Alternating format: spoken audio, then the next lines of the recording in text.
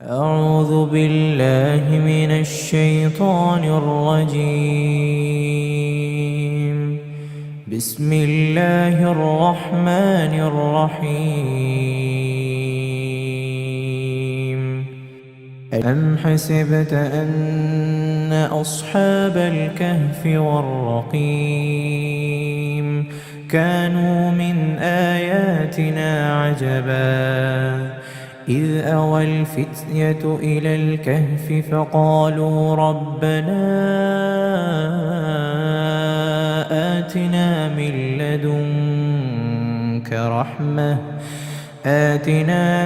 لدنك رحمة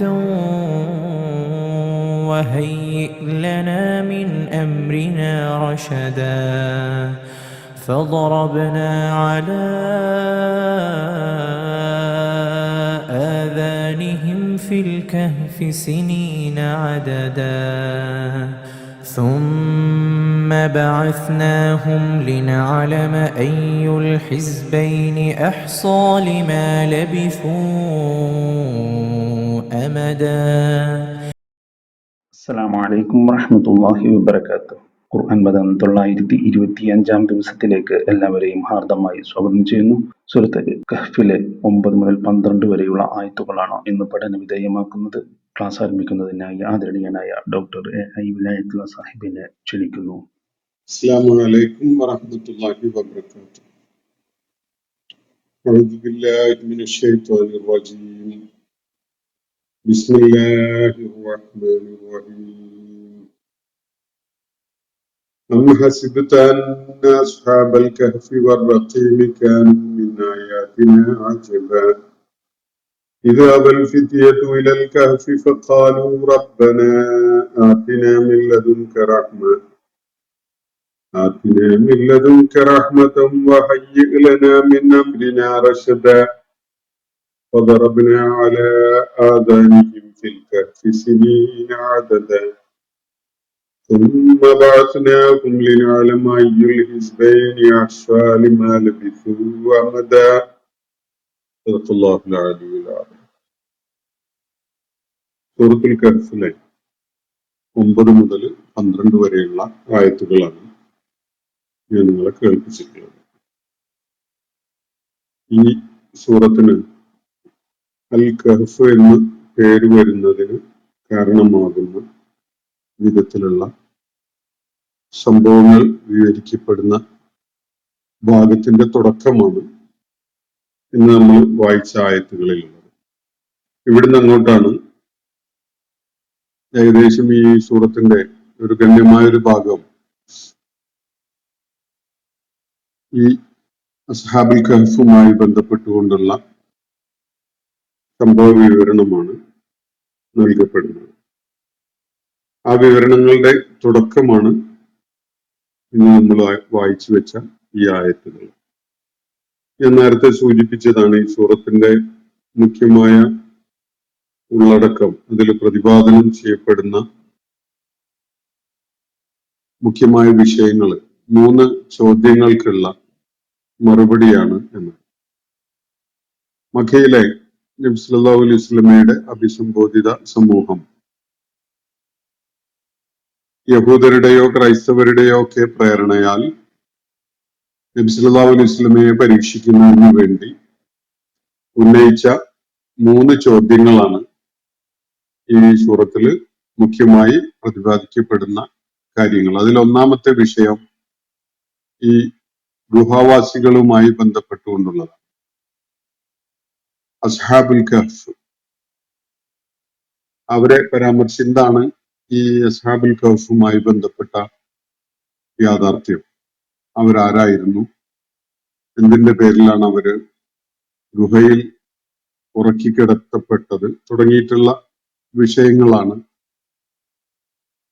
ആ ചോദ്യത്തിന്റെ മർമ്മമായിട്ട് വരുന്നത്. നബി സല്ലല്ലാഹു അലൈഹി വസല്ലം മക്കയിലെ ആളുകളോട് അള്ളാഹുവിന്റെ സത്യദീനിലേക്ക് വരാൻ വേണ്ടി അവരെ പ്രബോധനം ചെയ്തുകൊണ്ടിരിക്കുന്ന ആ ഘട്ടത്തില് നിരന്തരം പ്രതികൂലമായി മാത്രം പ്രതികരിച്ചുകൊണ്ടിരിക്കുന്ന ആ സമൂഹം അദ്ദേഹത്തെ വല്ലാതെ നിരാശയുള്ളവനാക്കി മാറ്റുന്നത്.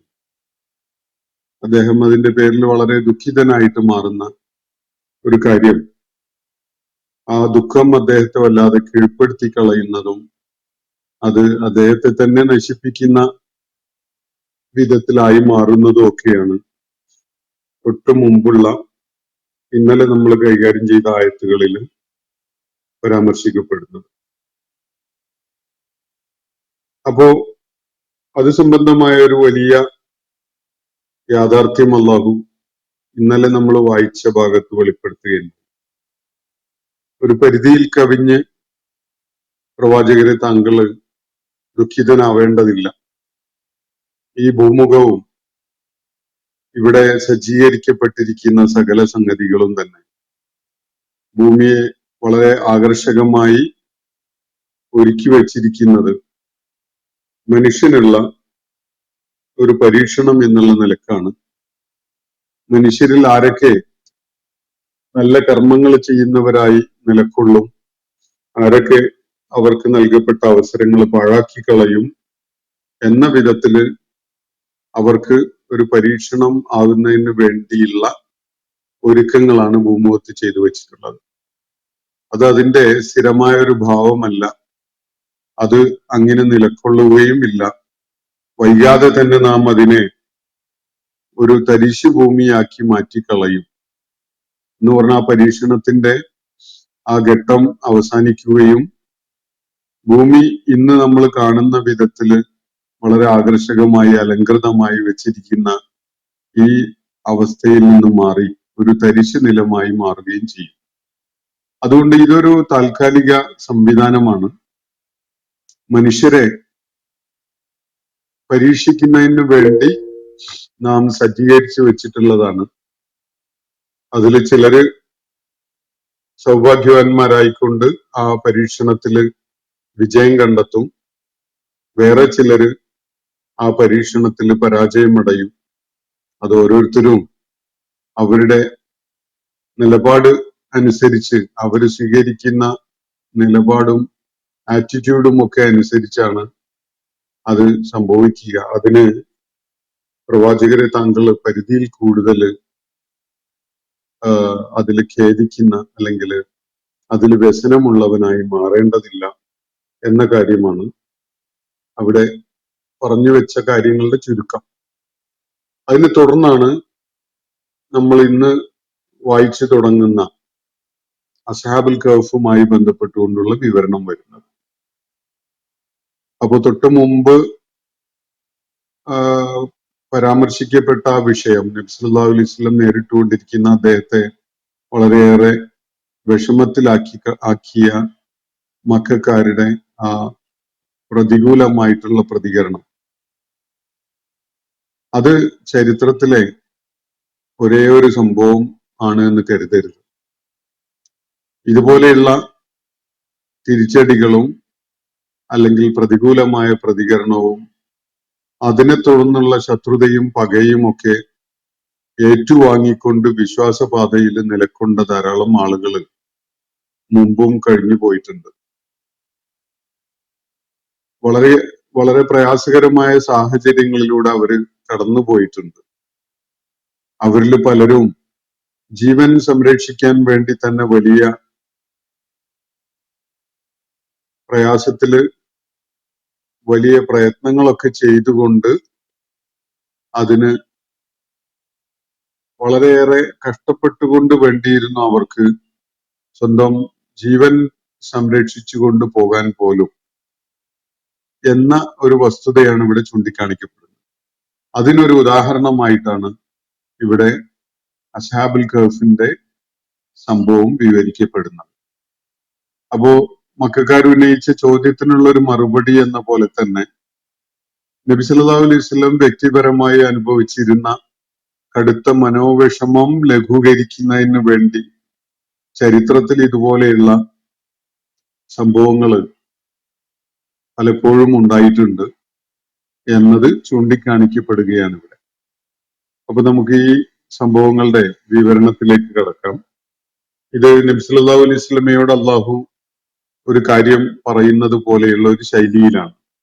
അം ഹസിബത്ത, പ്രവാചകരെ താങ്കൾ സങ്കല്പിച്ചുവോ, കരുതിയോ, അന്ന അസ്ഹാബൽ കഹ്ഫി വറഖീമി കാനൂ മിൻ ആയാതിനാ അജബ, ഈ ഗുഹവാസികളും ഗുഹയുടെ ആളുകളും, ഇംഗ്ലീഷിൽ പറയുമ്പോൾ കേവ് മെൻ എന്ന് പറയുകയായിരിക്കും ഗുഹവാസികൾ എന്ന് പറയുന്നതിനേക്കാളും അപ്രോപ്രിയേറ്റ് ആവുക. അറബി ഭാഷയിൽ അസ്ഹാബ് എന്ന് പറഞ്ഞ ആൾക്കാർ, ഉടമസ്ഥർ എന്നൊക്കെയുള്ള അർത്ഥമാണുള്ളത്. അപ്പൊ അസ്ഹാബുൽ കഹഫ് എന്ന് പറഞ്ഞ ഗുഹയുടെ ആൾക്കാർ, കേവ് മെൻ എന്ന് പറയുന്നതായിരിക്കും കുറച്ചുകൂടി ശരിയാവുക. ഗുഹാവാസികൾ എന്നുള്ളതിനേക്കാൾ ഒരുപക്ഷെ ഗുഹക്കാർ, ഗുഹയുടെ ആളുകൾ എന്നൊക്കെ പറയുന്ന പോലെ അതായിരിക്കും കുറച്ചുകൂടി അപ്രോപ്രിയേറ്റ് ആവുക അതിന്റെ ഭാഷാപരമായിട്ട്. ഗുഹയിൽ തങ്ങിയ ആളുകൾ, അവരെ പരാമർശിച്ചുകൊണ്ടാണ് അസ്ഹാബുൽ കഹഫ് എന്ന് പറയുന്നത്. അപ്പോ ഈ ആളുകൾ, ഗുഹയുടെ ആളുകളും അതുപോലെ റഖീമിന്റെ ആളുകൾ, അവര് നമ്മുടെ അത്യത്ഭുതകരമായ ദൃഷ്ടാന്തങ്ങളിൽ പെട്ടതായിട്ട് താങ്കൾ കരുതിയോ എന്നാണ് അള്ളാഹുവിടെ ചോദിക്കുന്നത്.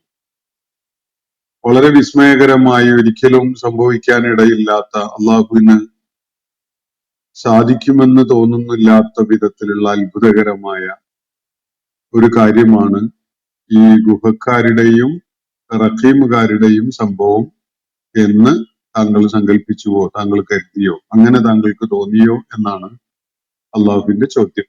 ഇതൊരു ചോദ്യ രൂപത്തിലാണ്, പക്ഷെ അതിലൊരു ചോദ്യമല്ല അടങ്ങിയിട്ടുള്ളത്. അള്ളാഹു അതല്ല എന്ന് ഇംപ്ലൈ ചെയ്യുന്നതിന് വേണ്ടി ആ ഒരു ശൈലിയിൽ പറയുകയാണ്. അള്ളാഹുവിന്റെ അത്യത്ഭുതകരമായ ആയാത്തുകൾ മനുഷ്യന് ദൃശ്യാനുഭവമായിട്ട് തന്നെ അവന്റെ മുന്നിൽ ഒരുക്കപ്പെട്ടിട്ടുണ്ട്.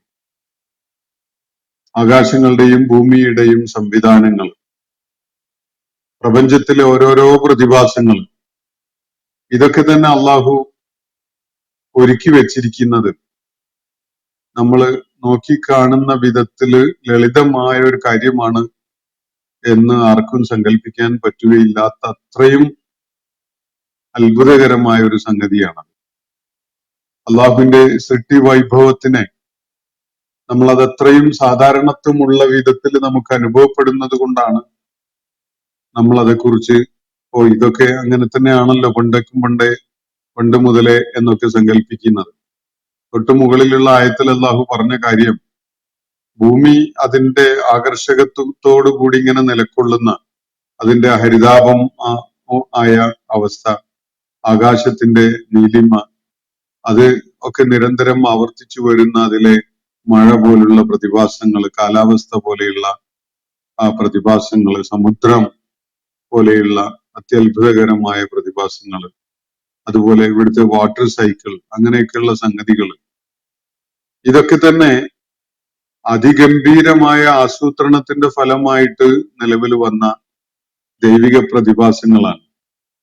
അവയൊക്കെ കണ്ടും അനുഭവിച്ചും നിരീക്ഷിച്ചുമൊക്കെ നിലകൊള്ളുന്ന മനുഷ്യൻ ഗുഹയിൽ കുറച്ച് വർഷങ്ങള്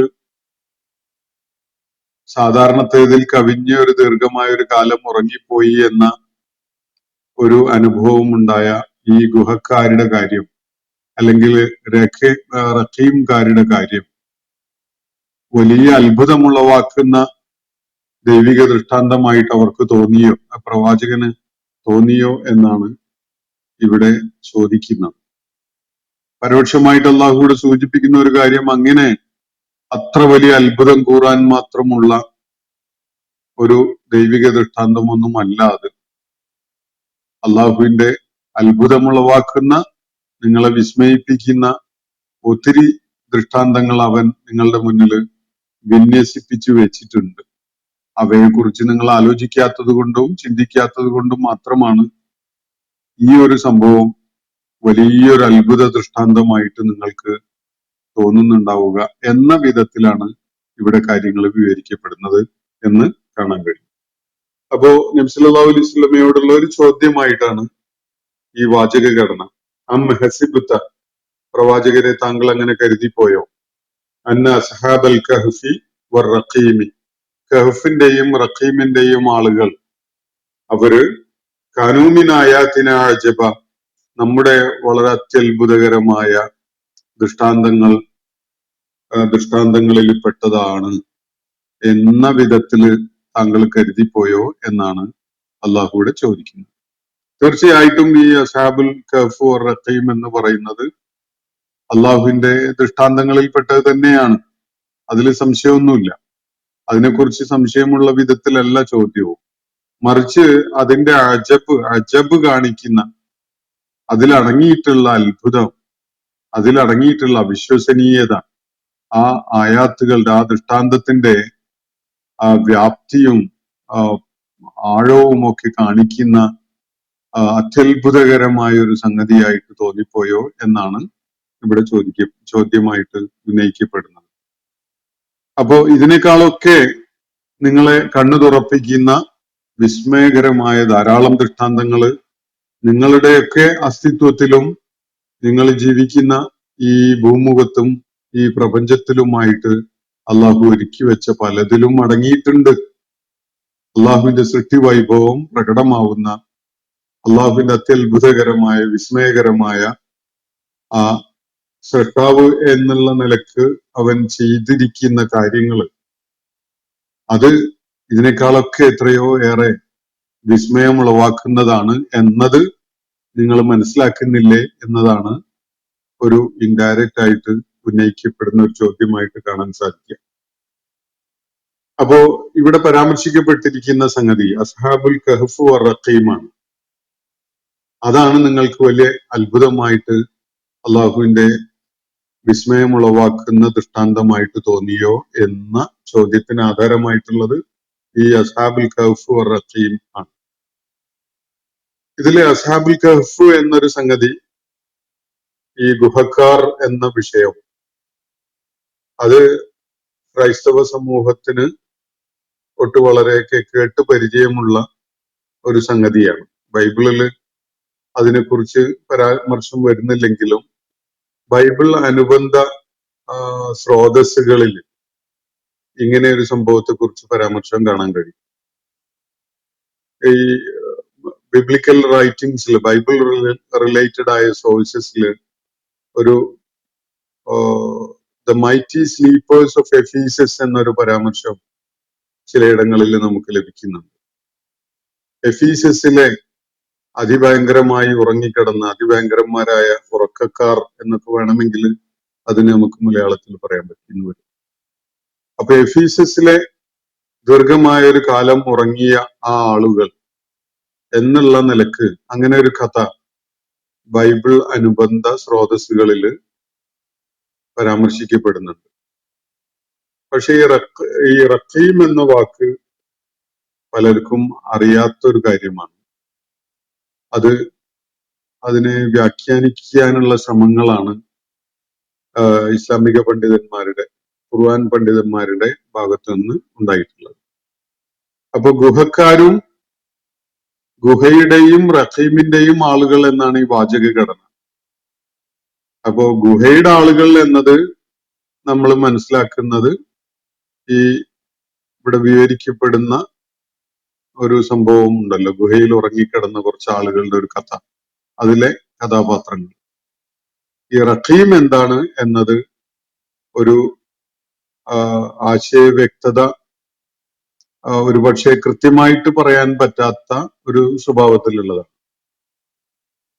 രണ്ട് വീക്ഷണങ്ങളാണ് ഇത് സംബന്ധമായിട്ട് പ്രബലമായിട്ടുള്ളത്. ഒന്ന്, ഈ റഖീം എന്നത് രഖേം എന്ന പേരുള്ള ഒരു സ്ഥലപ്പേരുമായി ബന്ധപ്പെട്ടുകൊണ്ടുള്ളതാണ്.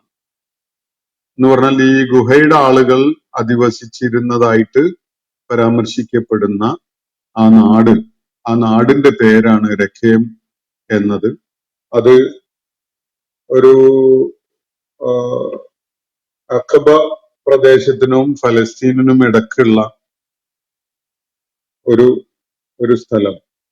ഐല എന്ന പേരിൽ അറിയപ്പെടുന്ന ഒരു സ്ഥലത്തിനും ഫലസ്തീൻ, ഈ ഐലയുടെ വേറൊരു പേരാണ് അഖബ. ഈ രണ്ട് സ്ഥലങ്ങൾക്കും ഇടയിലുള്ള ഒരു പ്രദേശമാണ് രഖേം എന്ന് പലരും ചൂണ്ടിക്കാണിക്കുന്നുണ്ട്. പൂർവികരായ പല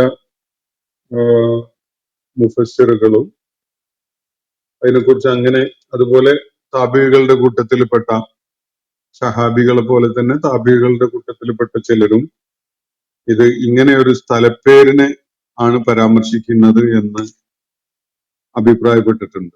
ഈ സംഭവം ഉണ്ടായിട്ടുള്ളത് ഈ സ്ഥലവുമായി ബന്ധപ്പെട്ടുകൊണ്ട് റഖേം എന്ന പേരിൽ അറിയപ്പെടുന്ന ഒരു സ്ഥലവുമായി ബന്ധപ്പെട്ടുകൊണ്ടാണ് എന്ന ഒരു നിരീക്ഷണമാണ്. പക്ഷെ പല ഗവേഷകരുടെയും കണ്ടെത്തൽ പ്രകാരം ഈ ഭൂപ്രദേശം റഖേം എന്ന് വിളിക്കപ്പെട്ടിരുന്ന ഈ ഭൂപ്രദേശം ആവാൻ സാധ്യതയില്ല ഈ അസ്ഹാബുൽ കഹ്ഫിന്റെ സംഭവം ബന്ധപ്പെടുത്താൻ എന്നതാണ്. അത് അത്രത്തോളം അതൊരു സ്ഥലപ്പേരാണ്, അവിടെയാണ് ഈ സംഭവങ്ങൾ ഉണ്ടായിട്ടുള്ളത് എന്ന വിധത്തിൽ പറയാവുന്ന ഒരു വ്യാഖ്യാനത്തിന് വേണ്ടത്ര പിൻബലം ലഭിക്കാത്ത വിധത്തിലുള്ള ചില വസ്തുതകളാണ് ഗവേഷകർ ചൂണ്ടിക്കാണിക്കുന്നത്. അതുകൊണ്ട് അത് ആ സ്ഥലപ്പേരാവാൻ സാധ്യതയില്ല എന്ന ഒരു നിരീക്ഷണം പിന്നീട് ശക്തിപ്പെട്ടു വന്നിട്ടുണ്ട്. മറ്റൊരു നിരീക്ഷണം ഇതൊരു ലിഖിത ഫലകം ആണ് എന്നതാണ്.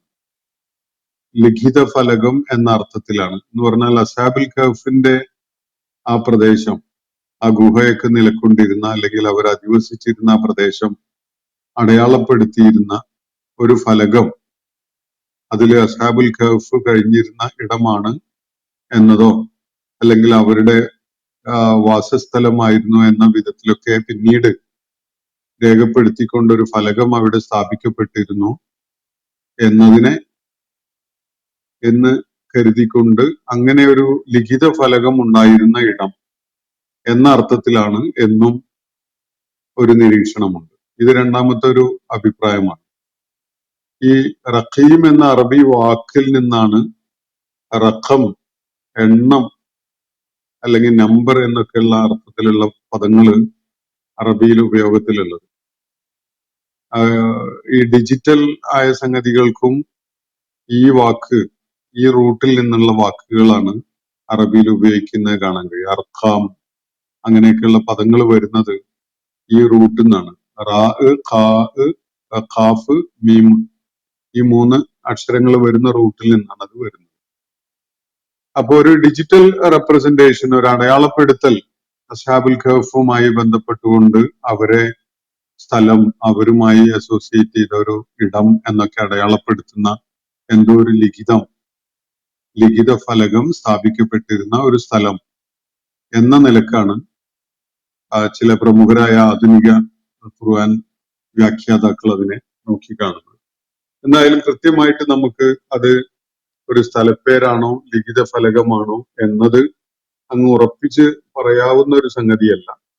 ബൈബിളിലെ ഒരു ഭാഗത്ത് രഖേം എന്ന ഒരു പ്രദേശത്തെ പരാമർശിക്കുന്നുണ്ട് എന്നതുകൊണ്ട് അത് റഖീം എന്നത് അതാവാൻ സാധ്യതയുണ്ട് എന്ന നിരീക്ഷണം ഞാൻ നേരത്തെ സൂചിപ്പിച്ചു, മുന്നോട്ട് വെക്കുന്നുണ്ട്. പക്ഷെ അതിന് ചില പ്രശ്നങ്ങളും, അങ്ങനെ അതൊരു സ്ഥലപ്പേരായി കണ്ടുകൊണ്ട് അവിടെയായിരുന്നു ഈ അസ്ഹാബുൽ കഹ്ഫിന്റെ ഇടം എന്ന് സങ്കല്പിക്കുന്നതിൽ പ്രശ്നമുണ്ടെന്ന് പ്രമുഖരായ പലരും ചൂണ്ടിക്കാണിക്കുന്നുണ്ട് എന്നതാണ് വസ്തുത.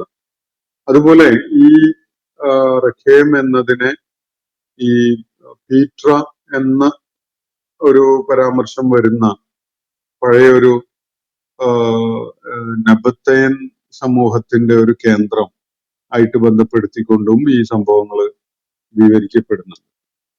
എന്തായാലും അത് കൃത്യമായിട്ട് നമുക്ക് കൺക്ലൂസീവ് ആയിട്ട് പറയാൻ പറ്റുന്ന ഒരു വിവരണമല്ല.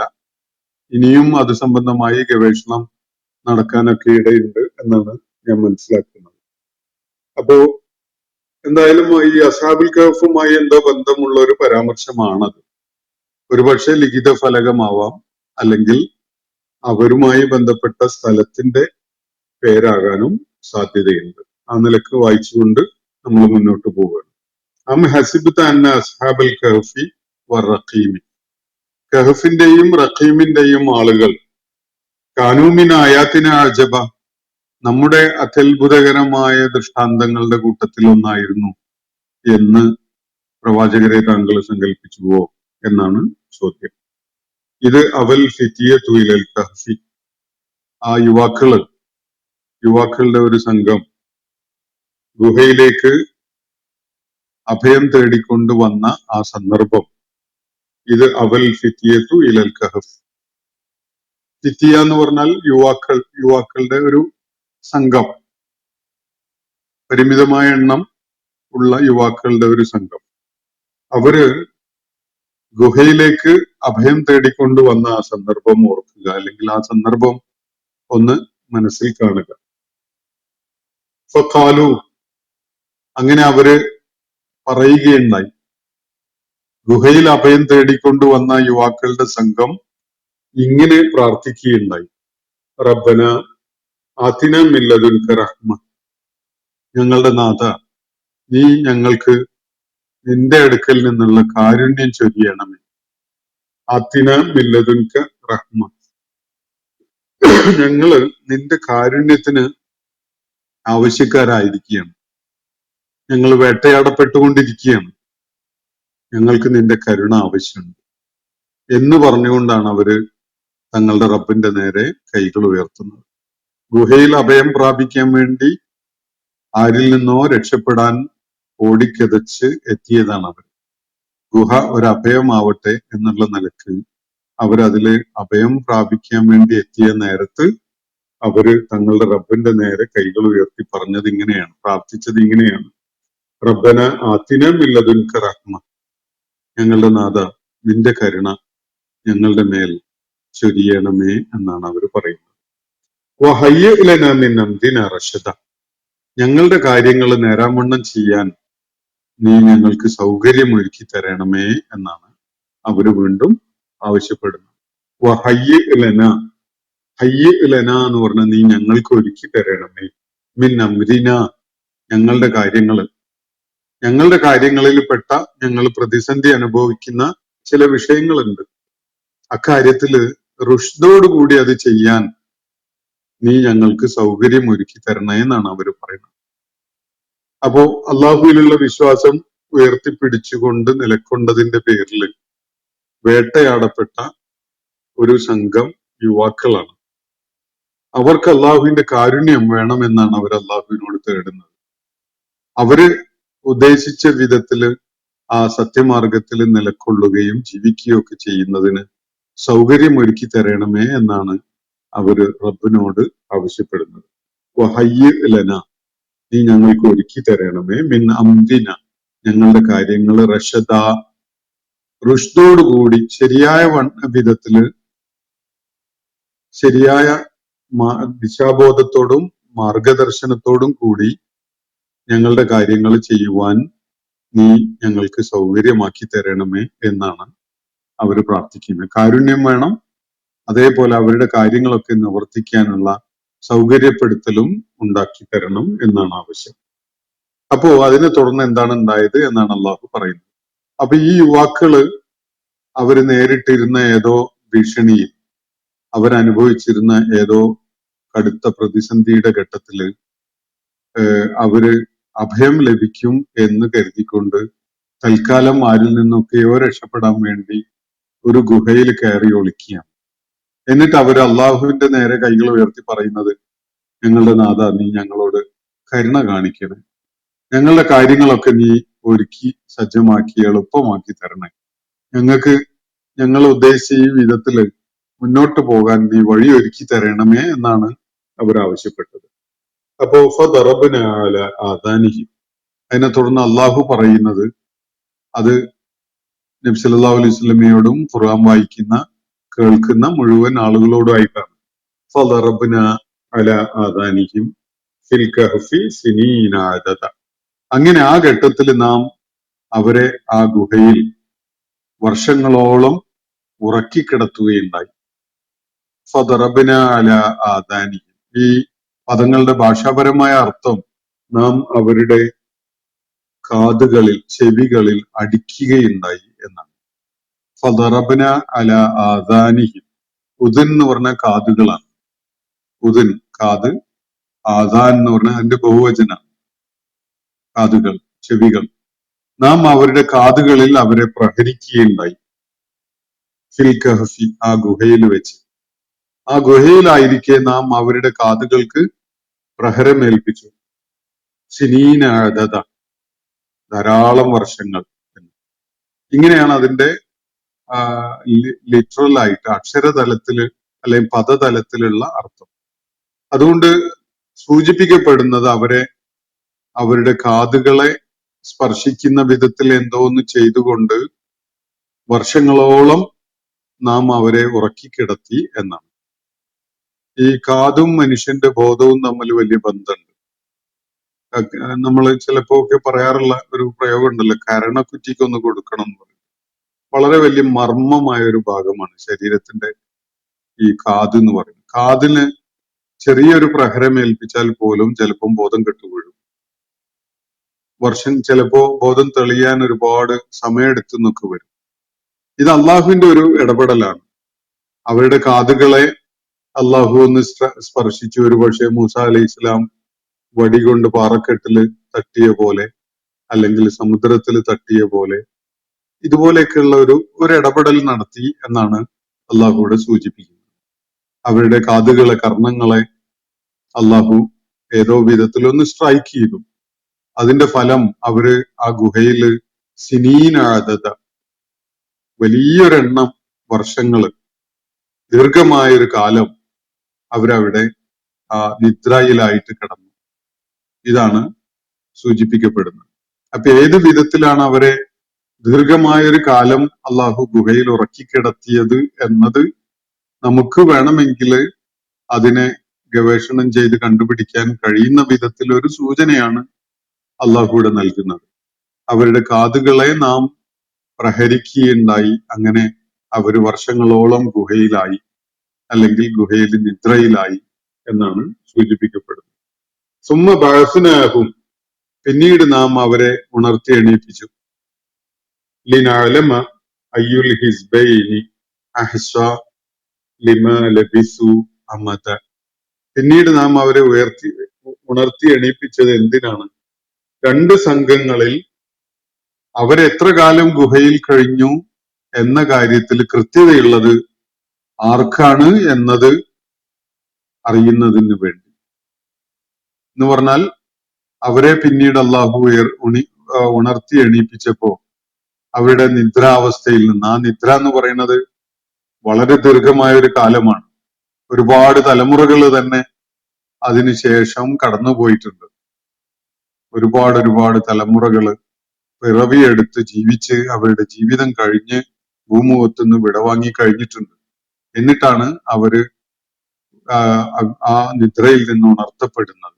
അതിനെക്കുറിച്ചുള്ള വിശദാംശങ്ങൾ തുടർന്നുള്ള ആയത്തുകളിൽ വരുന്നത് കൊണ്ടാണ് ഞാനിപ്പോ അത് പറയാതിരിക്കുന്നത്.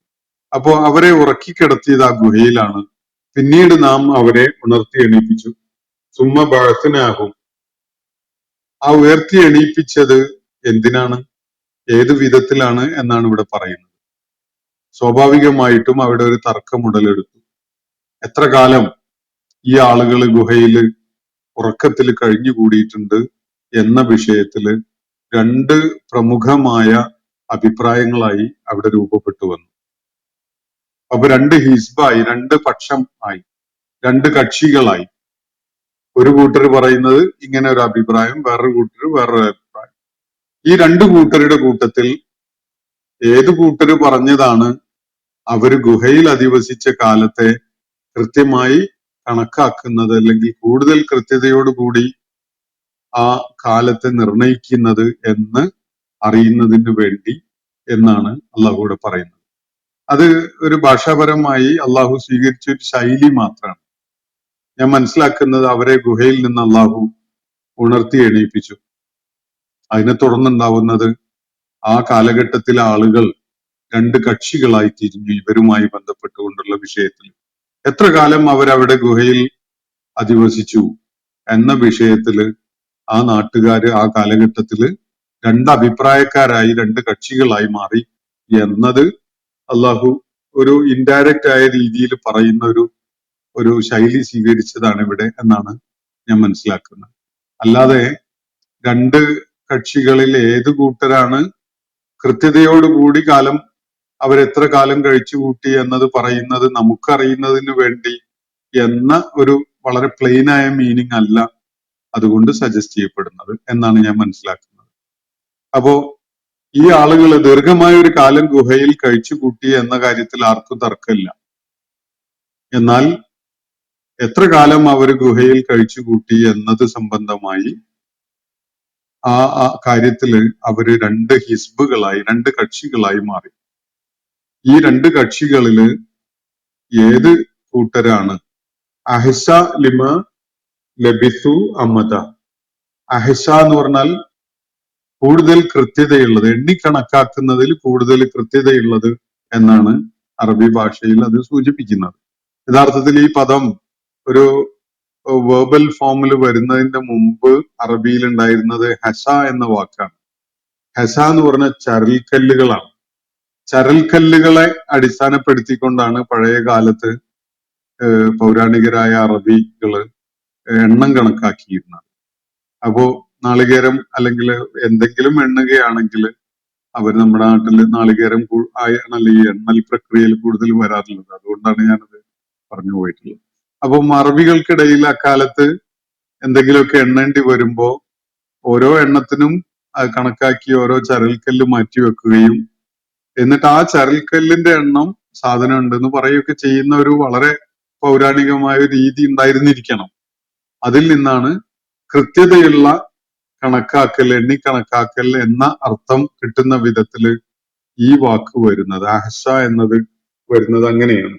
അപ്പോ സുമ്മ ബഅസ്നാഹും ലിനഅലമ അയ്യുൽ ഹിസ്ബൈനി അഹ്സാ ലിമാ ലബിസു അമദ. എത്ര കാലം അവരവിടെ കഴിച്ചു കൂട്ടി എന്നത് സംബന്ധമായി കൂടുതൽ കൃത്യതയുള്ളത് രണ്ട് കക്ഷികളിൽ ആർക്കാണ് എന്ന് നമുക്കറിയുന്നതിന് വേണ്ടി, അല്ലെങ്കിൽ നാം അറിയുന്ന വിധത്തിൽ നാം അവരെ ഉണർത്തി എണീപ്പിച്ചു എന്നാണ് അള്ളാഹു ഇവിടെ പറയുന്നത്.